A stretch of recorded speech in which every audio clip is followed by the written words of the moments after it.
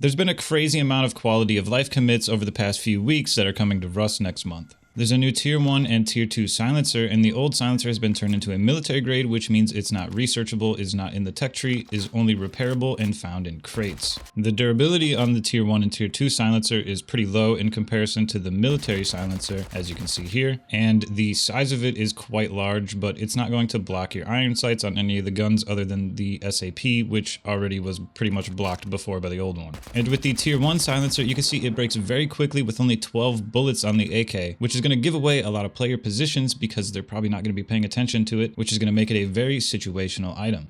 All of these silencers have been adjusted to make sure that they don't mess with the iron sights, but the SAP, like I said earlier, is still pretty much blocked all the way. But this is also something that happens to it with the regular silencer. There's also a third new attachment which allows you to ping while aiming down your sights with the same bind that you would use with the binoculars, and if you hold the bind down you can change through the wheel like normal. And this is called the targeting attachment. Don't forget we're on the staging testing branch, so this crafting cost is probably going to change before release, but I would bet that is going to be a Tier 2 item. It looks like the silencers have been set up in the tech tree though. The Tier 2 oil filter is to the left below the Python, and the soda can silencer is to the left of the revolver. The oil filter silencer is going to cost 10 HQM, and the soda can silencer 40 metal fragments. It looks like they're both currently set to 20 scrap each to research, and like I said earlier, the military silencer, which is the old one, is no longer researchable, but you can still repair it. There was a small random change to the LR, and its deploy speed has been reduced from 2 seconds to 1.5 seconds, and this is the time that it takes you to pull it out and then aim down sights.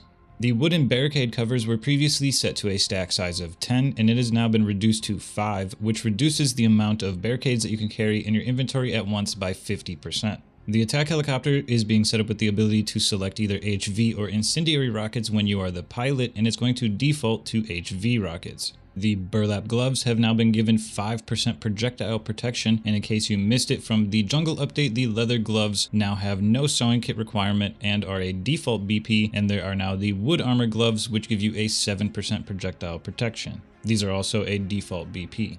The incapacitated dart added with the jungle update last month has had its movement speed duration reduced from 6 seconds to 4 seconds. The vision blackout has been changed to a blur and reduced from 1 second to 0.997 seconds. That 0.003 is really going to save your life.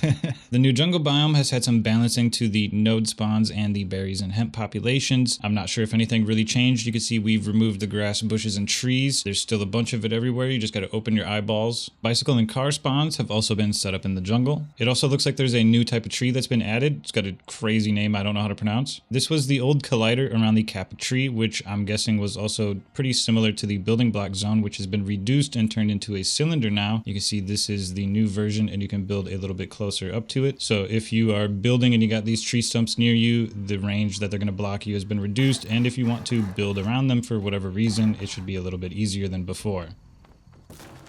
The floor heaters that you'll find in monuments like both Oil Rigs, Airfield, and Radtown are now usable, so if you're over in the Airfield, for example, which usually spawns in the snow biome, and you're freezing to death, you'll be able to run over into the garage by the recycler to heat up.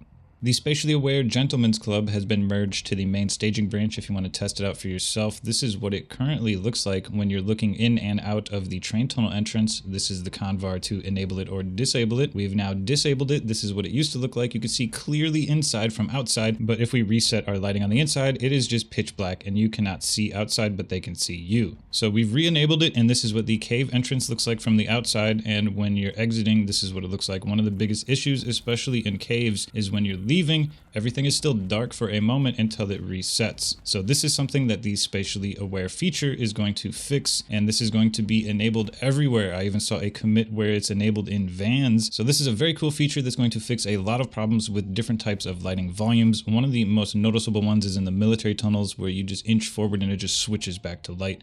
A very cool feature has been added for people who hate all that text that's on your screen when you're looking at things you can interact with. If you head over to the user interface, there's a new option, interaction crosshair mode, and you can switch this between default, icon only, which we currently have it set to, or minimal, which gets rid of everything entirely, and your crosshair dot in the center is the only thing that will let you know that you can interact with something. This is a feature that tons of players with a lot of experience in the game have been asking for a long time. It creates for such a more immersive experience, especially when you already know what everything does. Everybody sat down in a rowboat at one point, put the fuel in, started it, looked back and started it again. That's because there used to be a 2-second delay after putting fuel in vehicles for some reason, which has now been fixed, which means you can get your low grade in there and start it instantly and drive away. In Rust, there are crates that you can loot and they have a respawn timer, but if you're on a 700 player server, those crates are going to respawn faster than if you were on a 300 player server. From what I can tell, this now defaults to 300 maximum unless changed by the server owners, which I'm pretty sure is closer to what the intended respawn timers were meant to be. The treasure hunt mission given to you by the hunter at the ranch in the barns now has a 6-hour timer, and this is to prevent the toolbox from getting stuck on the server forever if a player leaves and never comes back, taking up a space that other players cannot use. There's also been more spots for these to spawn at, including the supermarket, gas station, water wells, and lighthouse, so that more players can do them at once without blocking each other. Beehives now require 1 sheet metal to craft. The stack size of honeycomb has been reduced from 100 to 20. The water pump has been made stronger. Chicken coop now need 1 rope 75 metal frags. Player phone number now at top of list and phone ring 2 times longer. The new bamboo shelves can now be picked up, and this also means that you can pick up the ones that go on the walls, but if they have deployables on them, you're going to need to pick those up first. And this also applies to the regular salvage shelves for everybody who doesn't have this DLC. If the oil rig door was opened and then the server restarted, it'd stay open, but now it's been fixed and it closed. You can now upgrade directly from high external wooden walls into a skinned version of the high external stone walls, and you can also upgrade directly into the ice walls if those are enabled on the server. A new feature for demolishing large furnaces and oil refineries is being worked on, which is going to be very nice, and also bee-bomb and the catapult. Bees. Advanced and pure teas have been added for the harvesting, crafting, warming, and cooling teas. The numbers for the buffs that they each give might change before release, so I would just wait until they're fully released. The icons haven't even been set up yet. But the recipes have been changed for the warming and cooling teas to white, white, blue, blue, and white, white, yellow, yellow. And here's some current information on the changes being worked on for the crafting teas. There's been a visual overhaul for the lighting on all of the electrical components. One of the coolest ones is the generator. It now has a little heat wave and blows smoke. The medium and the large battery have had a dynamic visual added to them so that you can know the amount of charge that is in them. The little zzz thing on the medium battery is now also on the large battery. When there is no charge, it will have no zappy zappy. When it is around halfway full, it goes a little slowly, and then when it's fully charged, it shoots lightning everywhere all the time. So it's a pretty cool little effect so that you can know if your battery is fully charged or doesn't have a charge at all. There's a white, a green, and a red industrial wall light, and soon there's going to be a blue one, and my guess is that it's going to be added to this DLC pack. The industrial crafter finally has a 5th input slot so that you can craft the new recipe for the high external stone walls. You're now able to set a range on the HBHF sensor. The maximum is 10 and the minimum is 2. This is going to allow electricians to build much more compact designs without interference between multiple HBHF sensors in one location, which could cause problems. Both of the animated neon signs have been given frame inputs on the bottom of their doohickey here, and you can see the medium has 3 and the large has 5 frames that you can put inputs into, and what these frame inputs do depends on whether or not the main input is powered or not.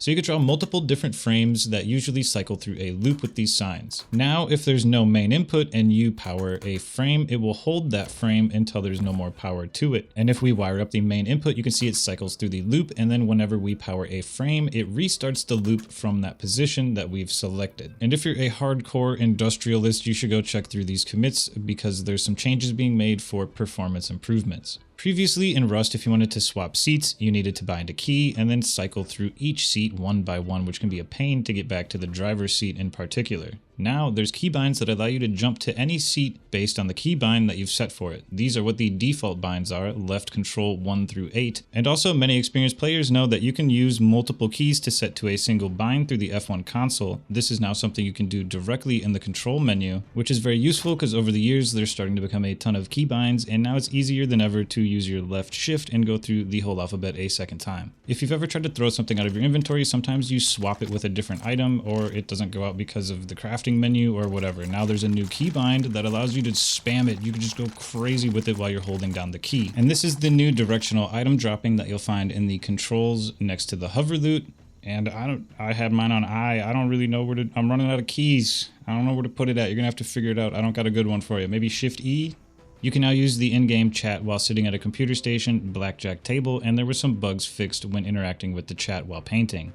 The apple pie, which makes it easier to see the X's on trees and sparkles on nodes at night, now only requires 1 apple to craft. The chance to find them inside food caches found at water wells has been increased, and apples have been added to the list of possibilities for sale at the water well vendors, so if you got a ton of scrap, you could buy a bunch of apples and craft a bunch of pies very easily. If you've ever messed up your sale listing in your vending machine, well, now you can just click on it to repopulate all of the fields over in the left, including the number values that you've set for them, which makes it very easy to fix something, change things over time without having to delete it and search for everything over and over again. And if your clan is getting sniped out of the back of a tugboat by a silenced L96 and screaming at you to authorize them on the tugboat so that they can put a bag down, well, now you'll be able to do so soon. It looks like there's going to be cows and dogs potentially added to Rust soon. And there's a trowel that's been made, potentially an item, so that you can place the new floor paper, the wallpaper that you put on the floor. I call it floor paper. And I don't have a whole lot of information on this yet because it's not merged to staging, but if it's anything like regular wallpaper, there's going to be a default thing that everybody can use and probably some skins for it like hardwood flooring.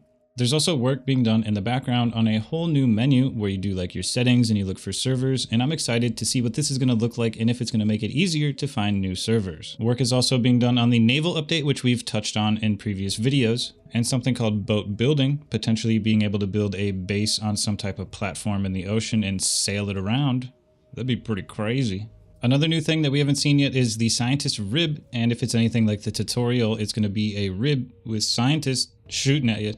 Hell yeah. And also, recently it was Hack Week, where developers at FacePunch get to work on things that they would like to see in the game that might potentially be added, not guaranteed. And this past Hack Week, there was work on wire snapping the drawbridges that we saw last time during the primitive update, new traps and weapons, new types of darts for the blowpipe. I want to see the confusion dart added. I want it now. Another interesting thing was a rotating platform. You make your shotgun trap spin. And then something that looks like it's probably being added because there was designs made for it, which is the command block that works similarly to Minecraft to run commands, and also this other one, which is a command that's been merged to main staging already to spawn all deployables, which is really cool. Like, what is this thing? I have a bind so that I can press J and then I can see the short name of it if I wanted to spawn it in myself. You can see this is the command that I used. And that is everything since the last update video. There's a ton of quality of life changes that have come out in the past few weeks, and there's still a few more weeks until next month when this update is going to be releasing.